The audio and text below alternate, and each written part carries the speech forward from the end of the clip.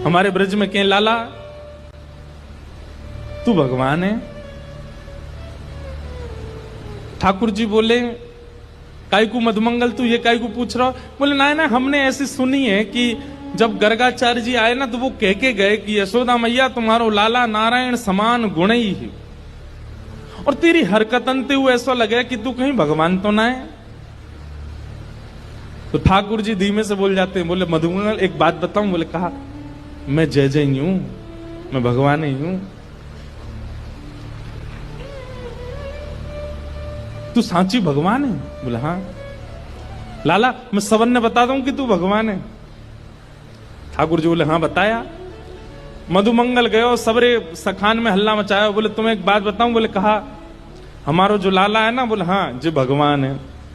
ये बात सुन के आधे तो हंसने लगे और आधे छड़ी लेकर के बोले दिखाइयो ने कहां तेरो भगवान।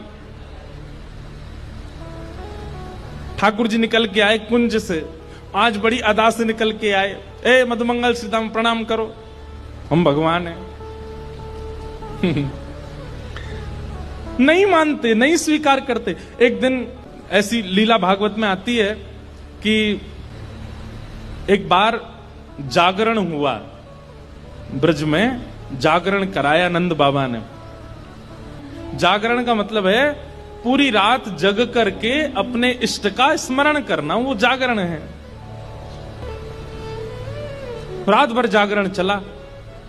तो जागरण के काल में जैसे ही थोड़े ब्रह्म मुहूर्त का समय हुआ, तब घड़ी तो होती नहीं थी, अंदाजा लगाया तो नंद बाबा को लगी कि भाई ब्रह्म मुहूर्त है, क्यों मैं स्नान करवे जाऊं। तो जैसे ही नंद बाबा ने यमुना जी में प्रवेश किया,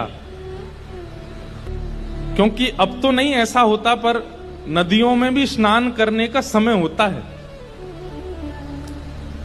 ब्रह्म काल से पहले अगर आप नदी स्नान करते हैं तो वो देवताओं का समय होता है, उस समय देवता स्नान करने आते हैं, उस समय नहीं करना चाहिए। तो नंद बाबा देव काल में चले गए और जैसे ही नदी में स्नान करने पहुंचे तो गंधर्वजन इनको पकड़ के ले गए। जब नंद बाबा बहुत देर तक नहीं आए तो सबने जाके ठाकुर जी से कही। तो ठाकुर जी गए और ठाकुर जी ने यमुना जी में प्रवेश करके गंधर्व लोक में जाकर के नंद बाबा को वहां से छुड़ाया और वापस लेकर के आए।